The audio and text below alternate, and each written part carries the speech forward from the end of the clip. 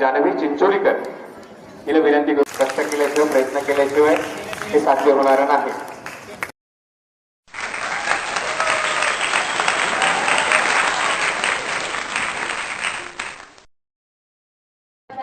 आणि आज तुम्ही आम्हाला माझी विद्यार्थी म्हणून ओळखत आहात.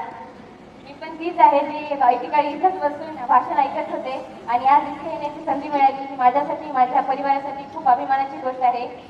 सर्वप्रथम मी शाळेचे सर्व शिक्षकांचे, मुख्याध्यापक मॅडम सर्वांचे आभार मानेन, कारण माझ्या यशासाठी फक्त मीच कारणीभूत नाही आहे, तर सगळेजण आहेत आणि तो व्यक्ती, प्रत्येक व्यक्ती ज्याने माझ्यावर विश्वास ठेवला की मी करेन, त्याचे पण मी आभार मानेन. खरं सांगायला गेलं तर आज आम्हाला खरी शाळेची किंमत कळते.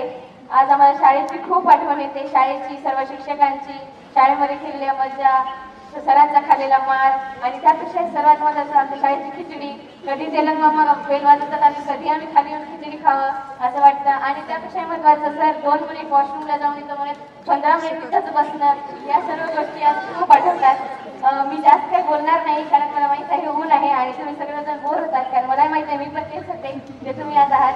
पण मी आज काही गोष्टी सांगते जे मी केल्या तुम्ही करा, कारण आज मी आहे ते काही टिप्स म्हणू शकता ॲज अ सिनियर म्हणून सांगते. पहिली गोष्ट, मी शाळेमध्ये रेग्युलर होते.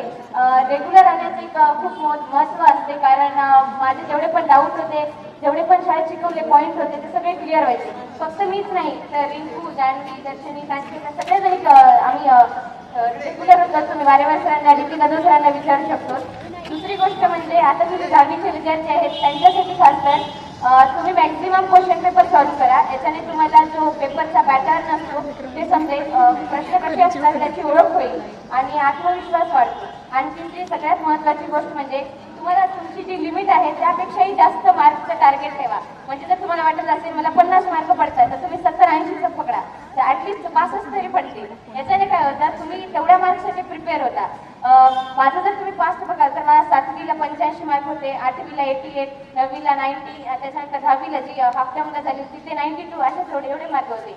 पण इथे आता 97, हे पण तेवढे जास्त नाही आहेत मार्क, पण तरी पण माझं जास्त टार्गेट असल्यामुळे मी वाढून ठेवलं होतं आणि त्यामुळे मला एवढे मार्क पडले.